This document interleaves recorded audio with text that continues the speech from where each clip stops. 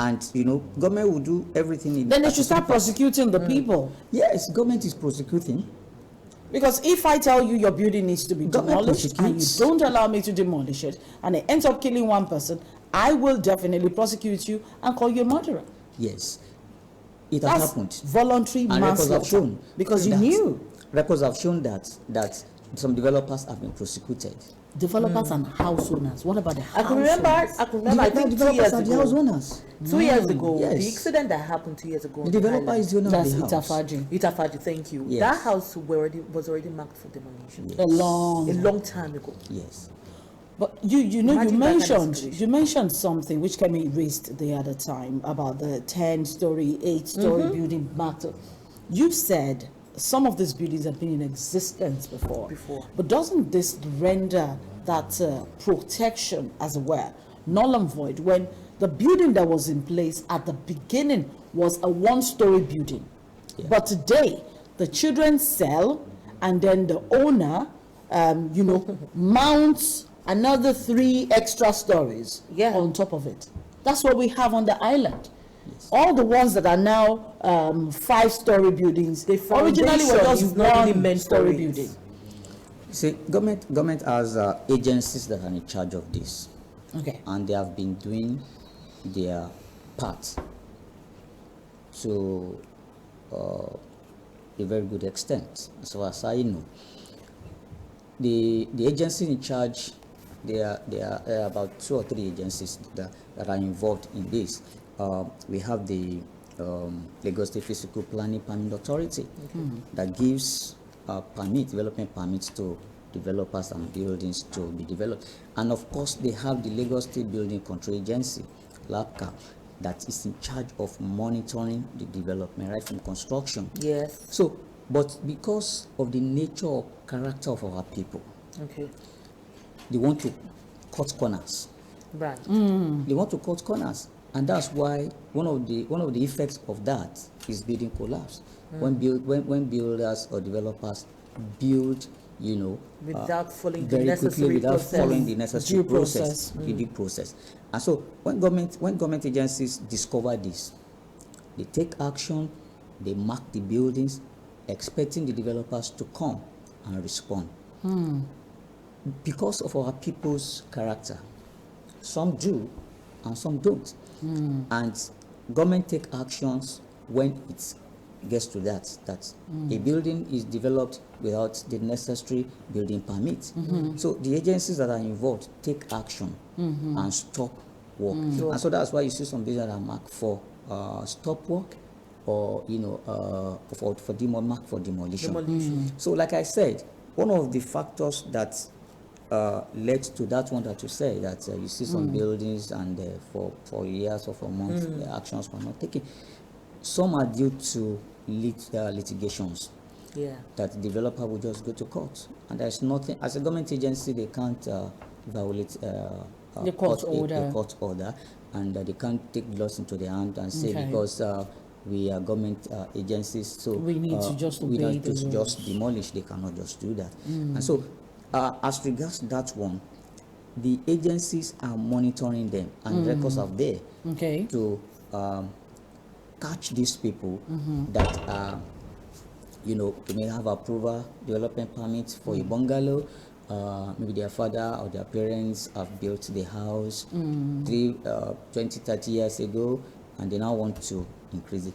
There is a process. Government does not say you cannot change the height or density of your building, provided it meets the government regulations. Yes. And they will expect you, if you have a bungalow, maybe you are your economic level at that time was low. But by the grace of God, God has blessed you, or your children are okay. They want to Increase the capacity of your house. Yes, you can't do that, but you need to approach the government. the appropriate government But authorities. you don't see and Nigerians doing yeah, that. the thing is, looking at the example you made, when you built your house in Bungalow, I feel, I'm not a construction person, but what I know is before you can actually build a house, You know what you want to build on the house, but you who have an intention to build a bungalow fort already, the foundation or whatever it is, is already. You should do the foundation building- for your dream. That's what just I mean. do the foundation, because the foundation is very, very important when it comes to building. You cannot have a bungalow foundation and without then you build the a necessary equipment or what in the necessary Materials. materials, and then you just wake up the next and say you want to remove your Eh, roof let and then deck your house and put on another building in a foundation that was made for bungalow already. And so many people make such mistakes. As a matter of fact, I think, like you said, government may be doing a lot of things, but I think that Nigerians need to, we need to see punishment thrive. We need to have an environment that encourages punishment. For example, I'm a house owner.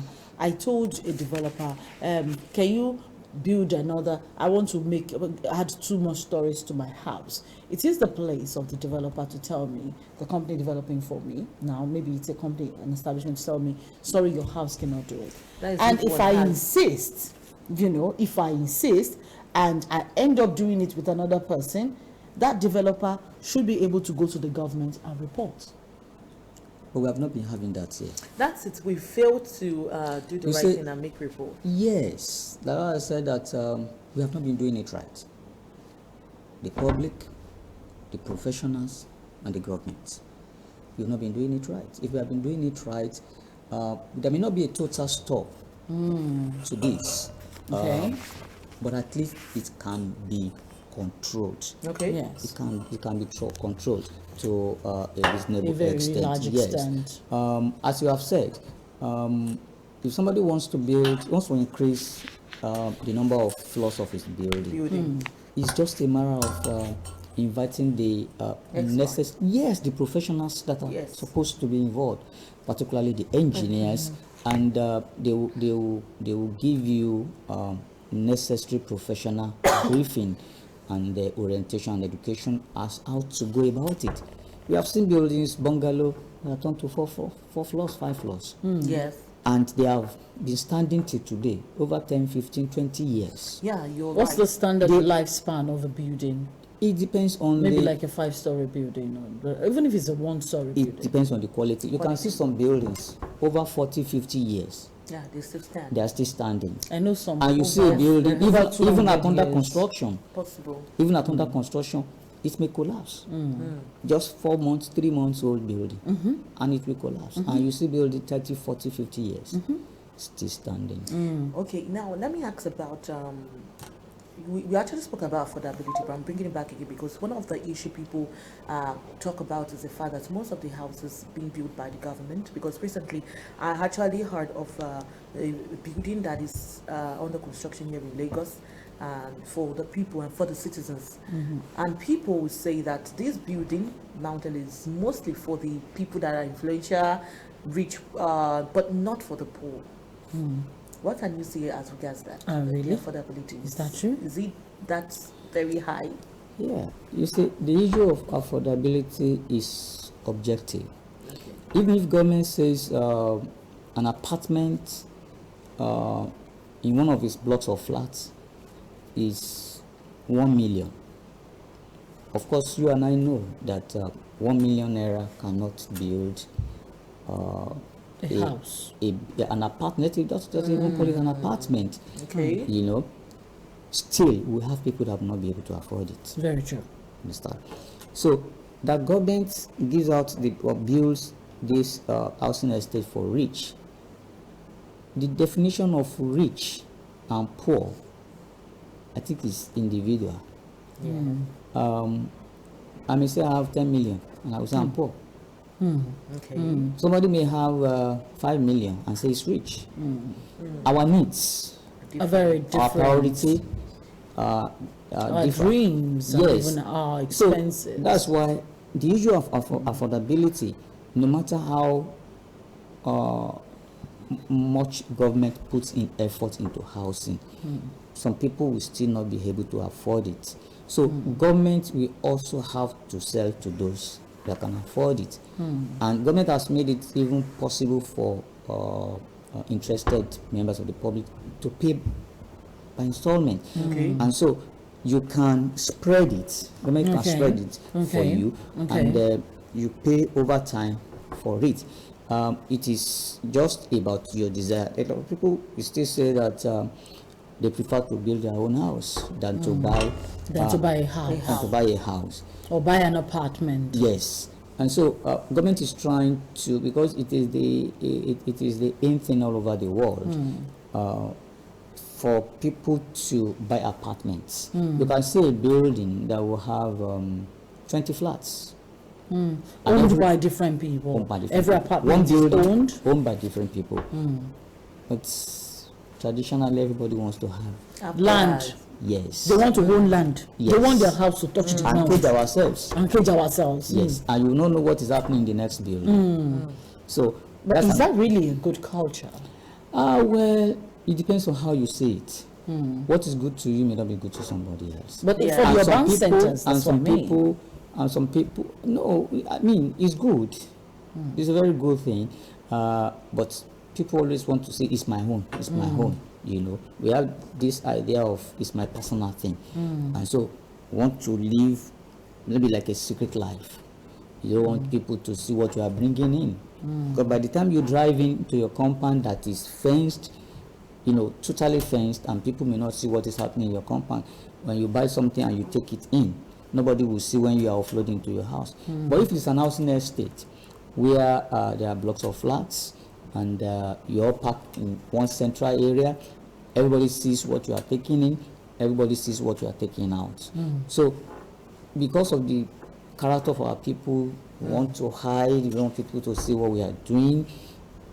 People also tend to prefer to have an apartment or a house to themselves. But Okay. housing is not just a roof over your body, over your house, over your head. So when we are talking of the issue of housing, as I've said, in apartment, now people see that housing is a personal thing, and so we want to personalize it. Everything, water, personalize it. Power, personalize it. All of that infrastructure, Personalize they don't want it. to share.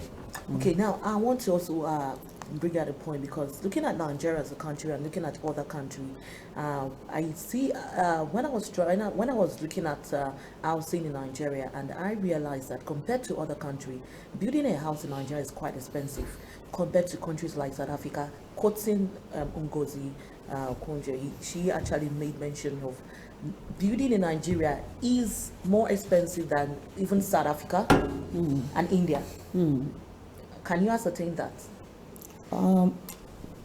Building a house, Yes, in Nigeria, compared to other countries. it depends on the economic level. Okay. Yes. You can't compare building a house in Nigeria with building a house in places like US or UK, Canada, or Australia. The economy determines how people can afford houses to build, to buy. rent, and to use.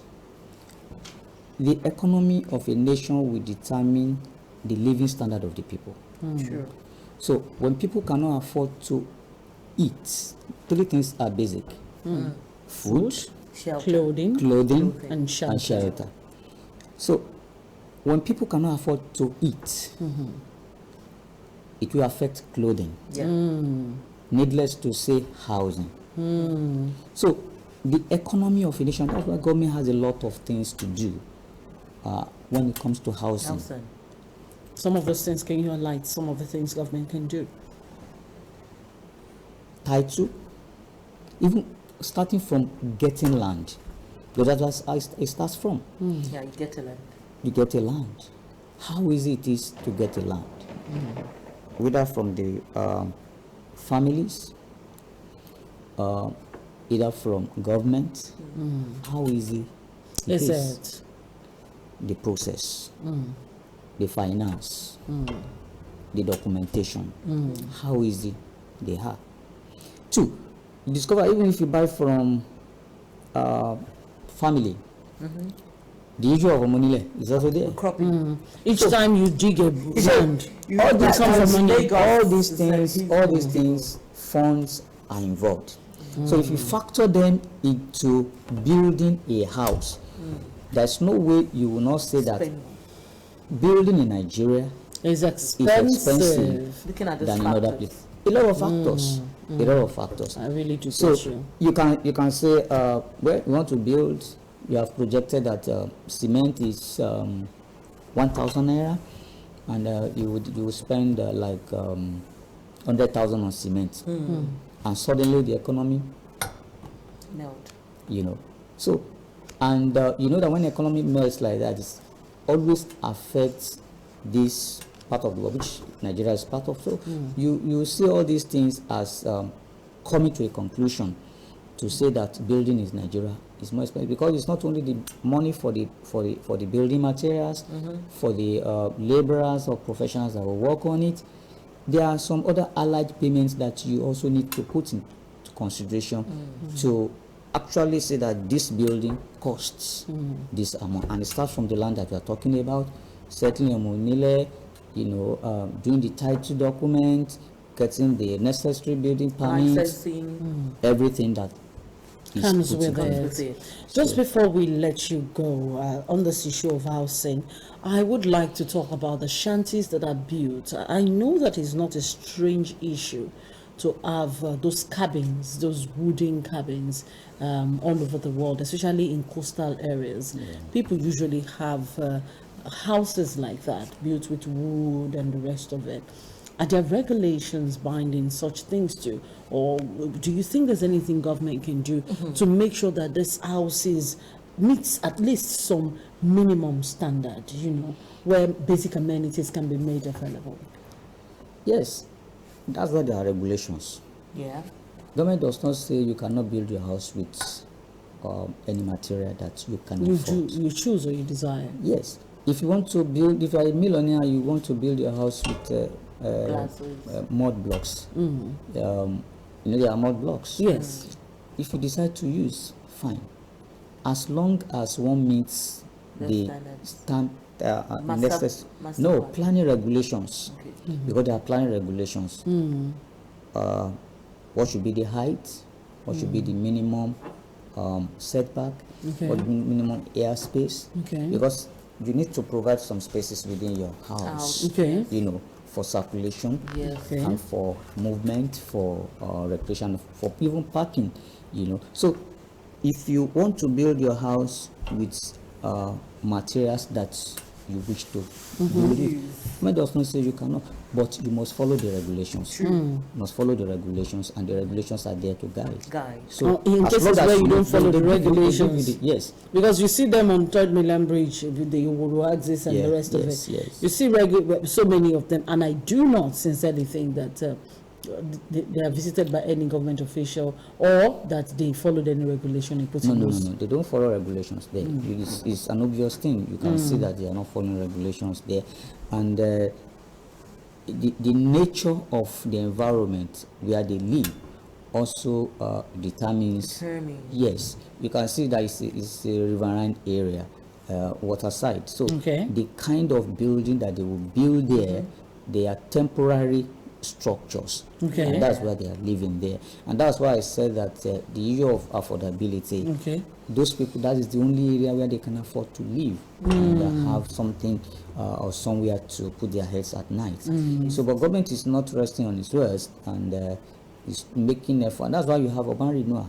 Government is carrying out urban renewal exercises all over places to ensure that our people have a good environment to live, work, and recreate. All over Lagos now, government is doing urban renewal, slum upgrading. So to see that people live in a better environment. That's a wonderful. Thank you very much, Mr. Ayo Adejimo, for joining us on the Bumper Breakfast today. We will continue to celebrate the World Habitat Day with you, and of course, we hope that in Nigeria, at least for all the urban centers, there will be housing for all, and we stop seeing people living under the bridges. Thank you very much. It's my You're pleasure. Many welcome. thanks. You're welcome. Yes, we'll take another break now. When we return, we're talking about the instruction or the dissolution of SARS by the IGP. And it's EndSARS, hashtag EndSARS. I was on the street, so I can tell you exactly what happened on the streets of Lagos a couple of days ago, at least while the protests lasted.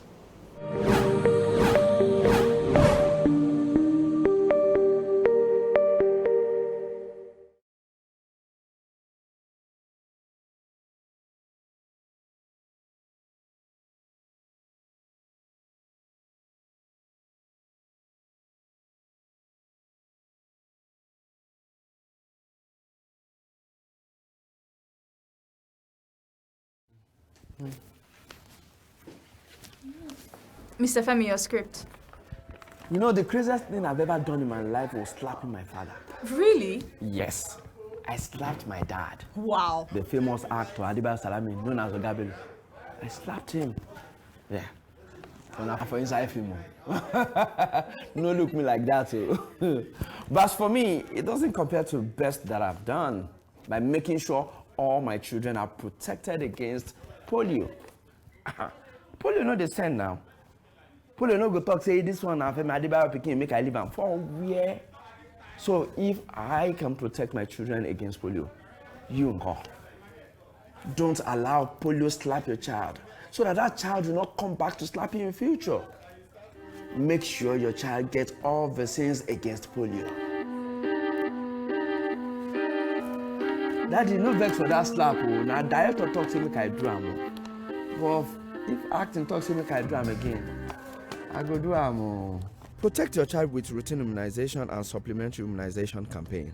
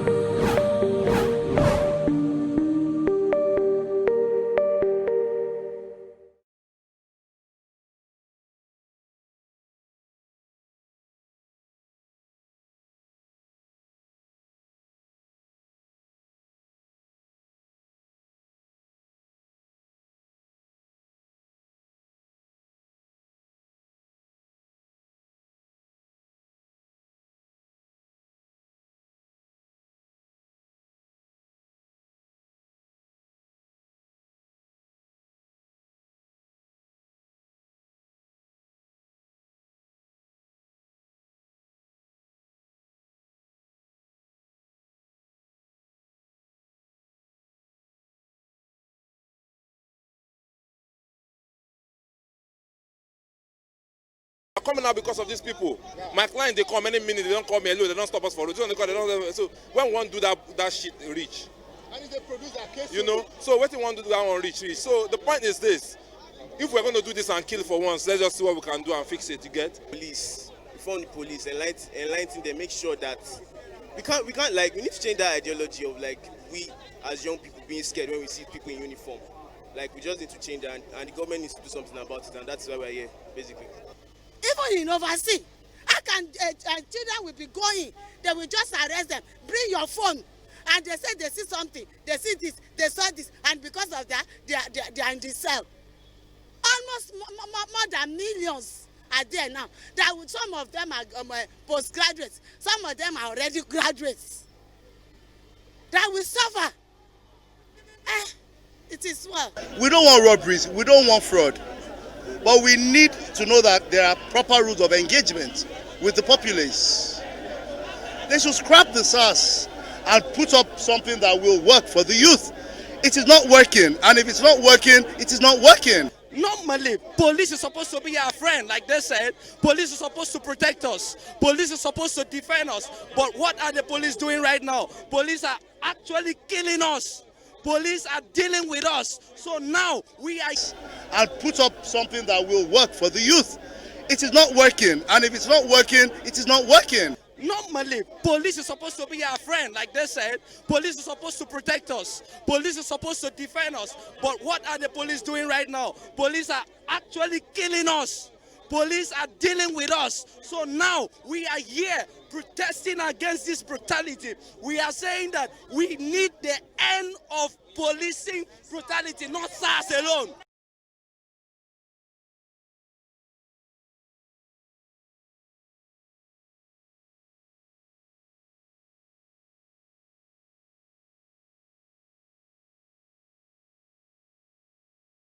Please let me check. Yes, we are back here, and it's all about the End SARS protest that took place last week. My. I was there live. And that was right in front of the governor's office and the entrance to the governor's office in the House of Assembly here in Lagos. Kemi, weren't you scared for me? Well, you're a journalist now, so what do you expect? You have to be bold. Yes. Bold? Yeah, you have to be bold. You know, this is what we do for people. We bold. So obviously, you know, there's so many journalists that actually engage in, how will I call it? The disaster. Protests like this. Yes.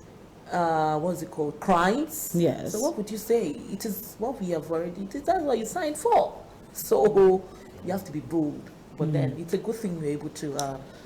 You know what drew my attention actually to the going for the recording and going for the report was the fact that I saw on social media how artists, Files, Tiwa Savage, a whole lot of that. In fact, you know, all entertainment artists in Nigeria, you know, even Nigeria, outside Nigeria. Yes, conversations just kept taking place and all. So I was following it on social media, and I was going for an assignment actually, and I said, okay, when we meet these guys, we're going to stop, and then we'll have a conversation. So, do you know, for them to the kind of coordination they had right here was funny. When they went into the house to speak with the honorables of the House of Assembly here, 15 of them went inside. They were able to agree and say, you speak for us. In fact, they had a meeting to, to iron out what was going to be their demands. Okay. You know, so when some people were saying, no, they should suspend them. No, they were like, no, dissolve it. We don't want it at all. Then some people were saying, then somebody said, you know what, it is when you end SARS, you must end police brutality. So, you know, they were talking about those issues as well. And I see the fact that they had, well, so I was interested again in, you know, speaking to individuals to find out what do you do.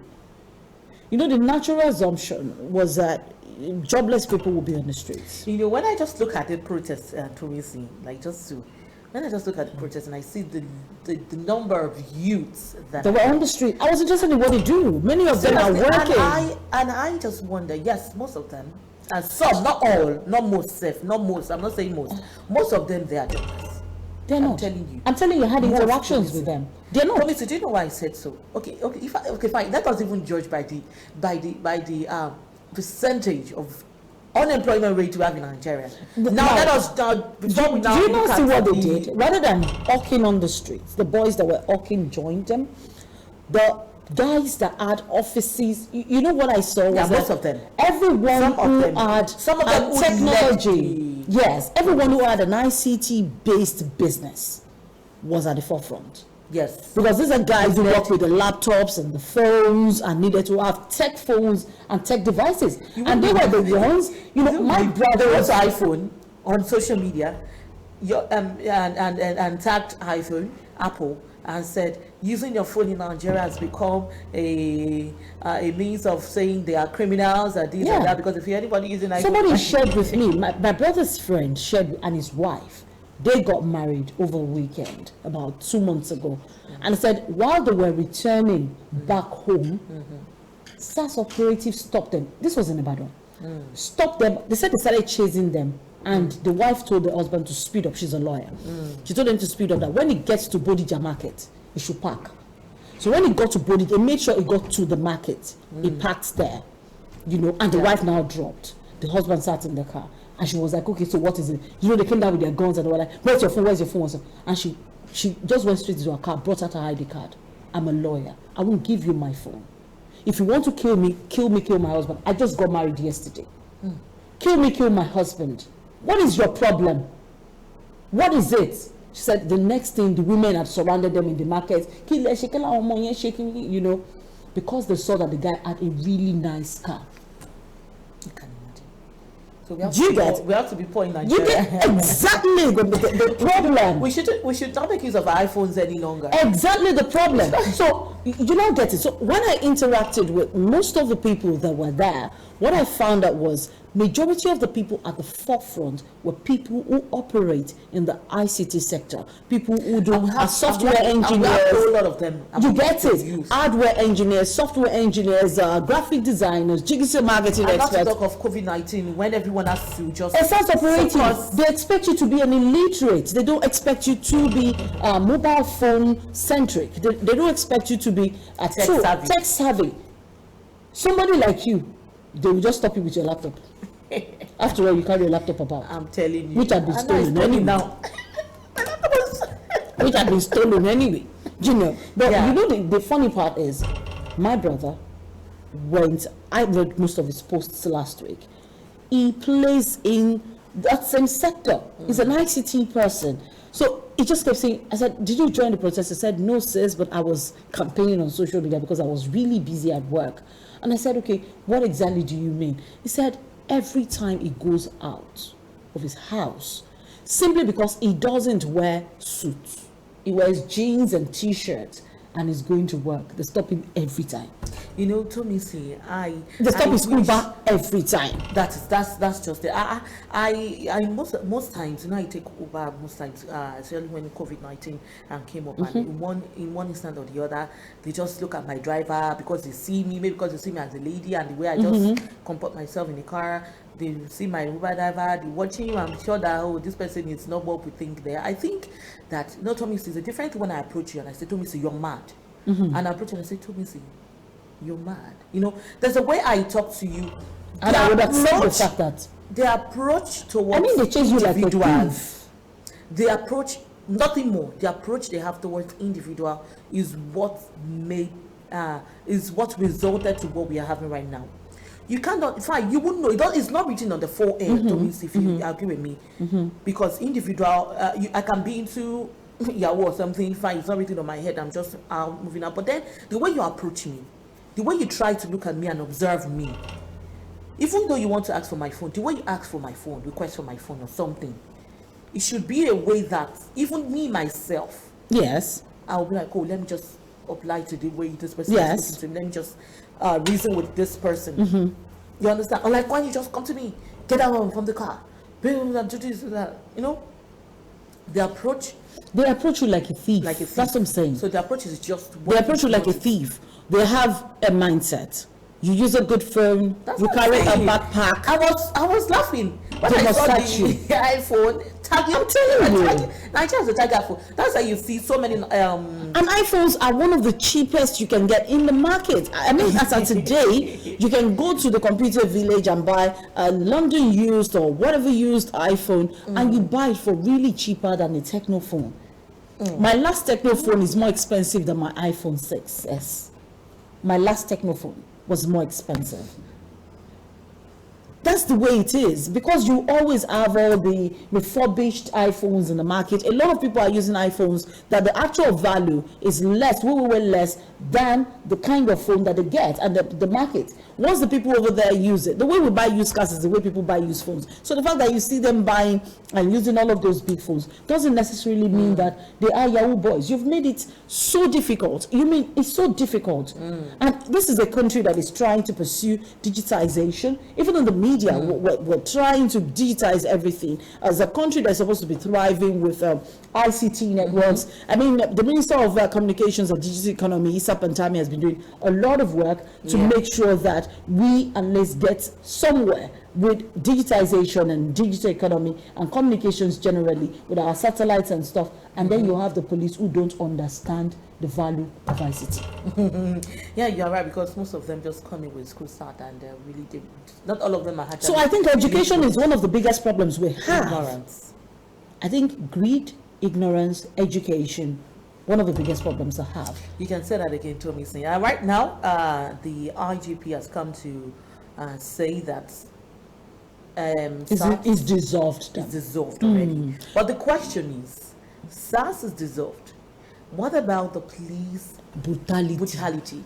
What about the police themselves who are in SARS and will be deployed somewhere else? Does it mean that as SARS has ended, their way or their actions or their brutality, or I don't know what has ended?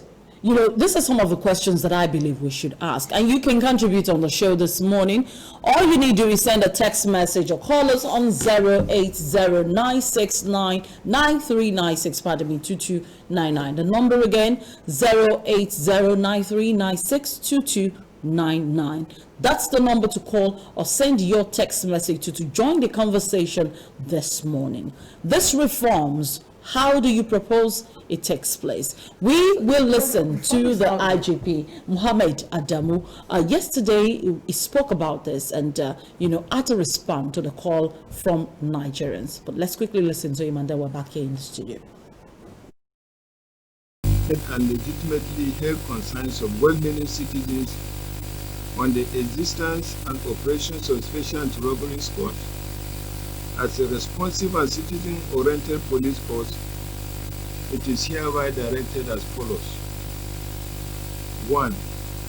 The Special Anti-Robbery Squad of the Nigerian Police, otherwise known as SARS, is hereby dissolved across all formations, the 36 state police commands, and the Federal Capital Territory, where they currently exist.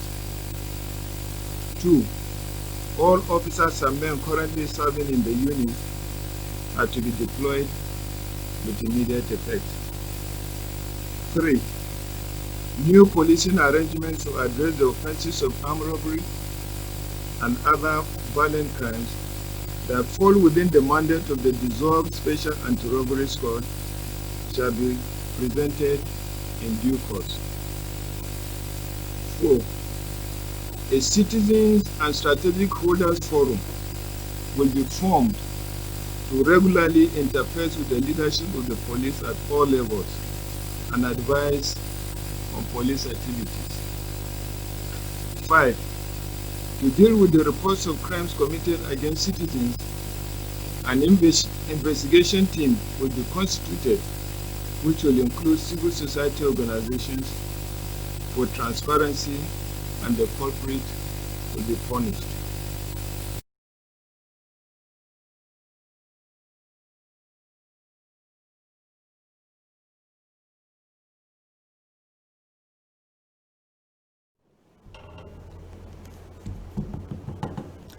Yes, we're back here, and the number again to call is 93962299. That's the number to call, and you can definitely join the conversation and tell us exactly what you think. The IGP has made his own proclamation. Like Kemi said, the police brutality is still there. SARS, yes, being dissolved. Praise God, a lot of parents are saying. Like that woman we met on the streets, the woman was practically weeping. Like, my children are scared of coming out, scared of when they're going out, they say, Mommy, take our phone. They collect palasa from Mommy and put their SIM card inside it, simply because fear of SARS, fear of SARS has become the only way to do it. So you can SMS, you can SMS and call the number on your screen right now. SMS and call, not WhatsApp, 080939622299. And tell us exactly what you think about this issue we're dealing with. SARS gone, police brutality. What reforms do you propose the police IGP begins to focus on? Yes, the IGP did propose that it was going to have something they call engagements, community engagements regularly. It said they're going to actually set up a committee with a platform with the CSOs and the NHRC. And people can always come to report. Exactly. Lay complaints. Exactly. And, but you know the issue. You know the issue. The promised prosecution. Somebody shared another story with us on the bumper breakfast, how when his brother was arrested, he's a military officer, and he followed him to the SARS office at Ikeja. Apparently and allegedly, they released him after they collected his phones. Of course, they dropped the phones, but what they didn't know was that he had a recorder in his pocket. He recorded all of the conversations, how they drew a gun on him, how they threatened and all of that. He recorded everything and put it away. Now, when he left, he reported to his own head of unit in the military, and then they called the commander of police and all that and all, and the commissioner of police. And finally, the SARS operatives on duty now knew that they were in trouble.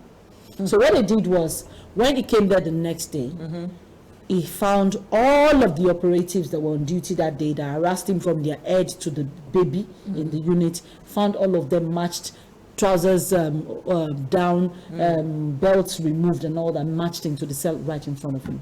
And then they pleaded with him not to report, not to take the action, to tell his people in the military to drop the matter and all that. They released his cousin, they released his cousin's boy, and they all went home with their property. But a week later, his cousin told him that different SARS operatives came to his house to come and warn him that if his brother, who is in the military, does not drop all charges. And refuses to prosecute the matter and continues to prosecute the matter, that they will come for him. That yes, they will sack their colleagues and possibly send them to jail, but they will come for him and they will kill his family. It's crazy. It's really crazy. Hello, good morning. Hello, good morning. We can hear you. Okay, Toby, there's so many things I notice about Nigeria and Nigerians.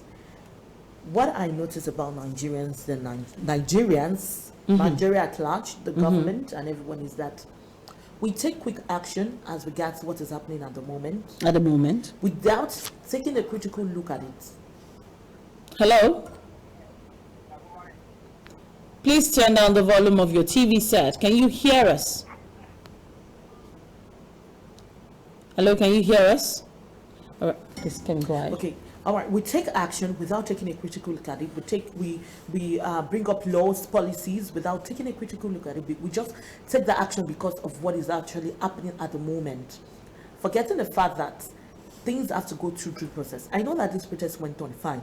Could you believe, Toby, that after the disbandment of after the RGP disbanded the SARS operators and all of those things, in Abuja, some protesters were arrested, some demonstrators were arrested. Still in Abuja, there were reports that, what is it called? Hello, good morning. Yes, we really need to hear you. Can you speak a bit louder? Yes. Good morning. People want to make contributions, but I think... Hello, good morning. We can hear you. Oh my. Please, if you're trying to reach us, kindly do turn down the volume of your TV set, and then you do me a favor. If you see that the line is busy, send a text message as well. All right, Kevin. Okay, so some of, like I was saying, some of the protesters were arrested, some of the demonstrators were arrested, and the question is, after the disbandment, what people are looking out for is these people that has died in the hands of these police officers. Hello, good morning. They have not been prosecuted. Yes. The law has not caught up with them. Where are they? Some of them have been prosecuted. I found a story about 2 weeks ago where a policeman killed somebody here in Lagos, must be a SAS official as well, ended up coincidentally going for just 7 years imprisonment. Going for just 7 years. I put just because for me it's just. Good morning. Yes, sir. Your name and where you calling from? Your name and where you calling from? Okay, you're calling from Alagbado. We can barely hear you, really.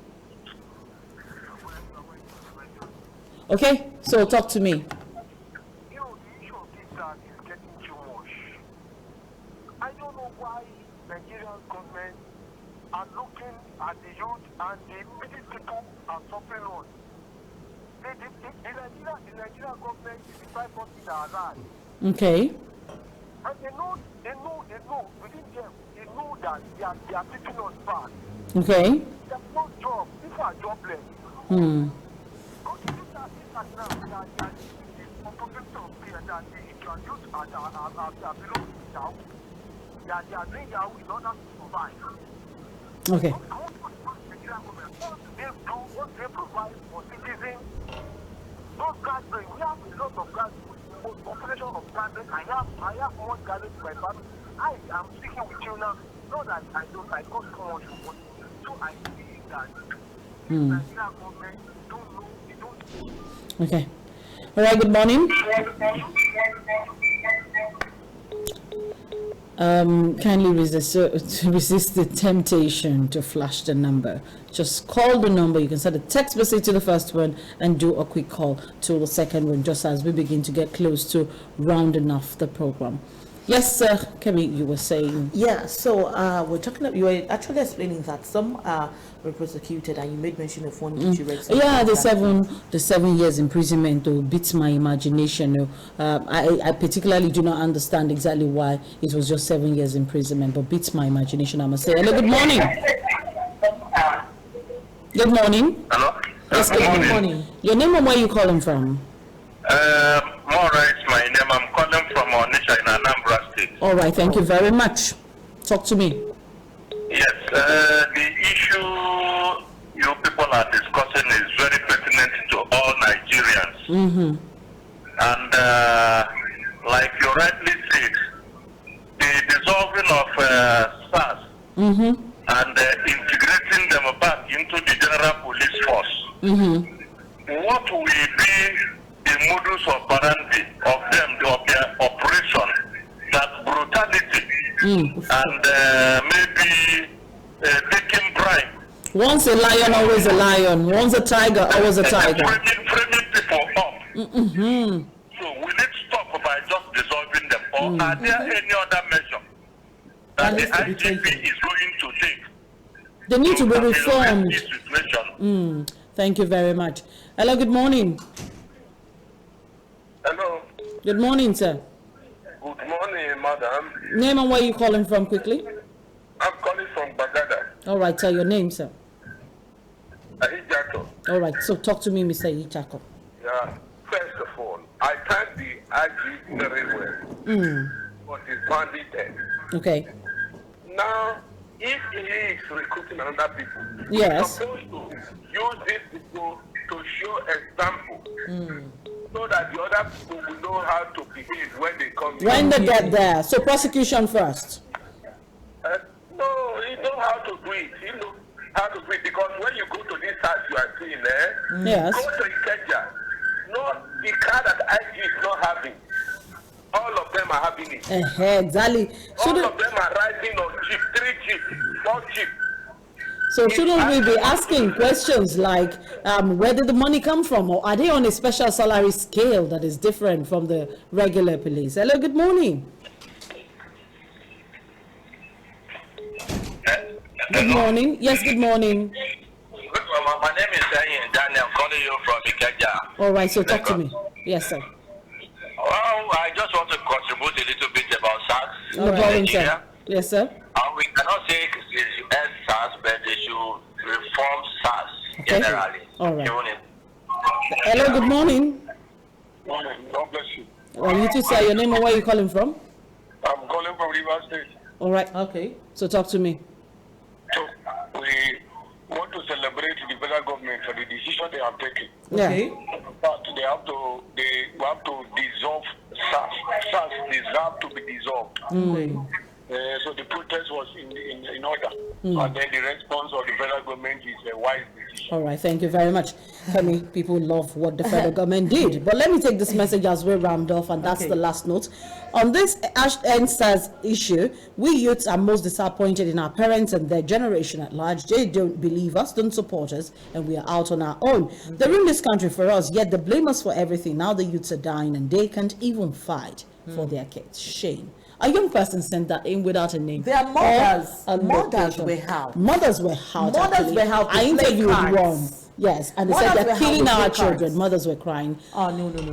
That's it on our... No. But when it means parents, what about the men? Hello there. That's it on the show for this morning. We'll see you again tomorrow, and you still get to contribute. And we keep talking about SARS until we see the reforms that we require and we desire in the Nigerian police force. My name is Toby Singh Ojo. And I am Kemi Omoshibi. Keep watching Baba Breakfast. We'll see you tomorrow. Bye-bye.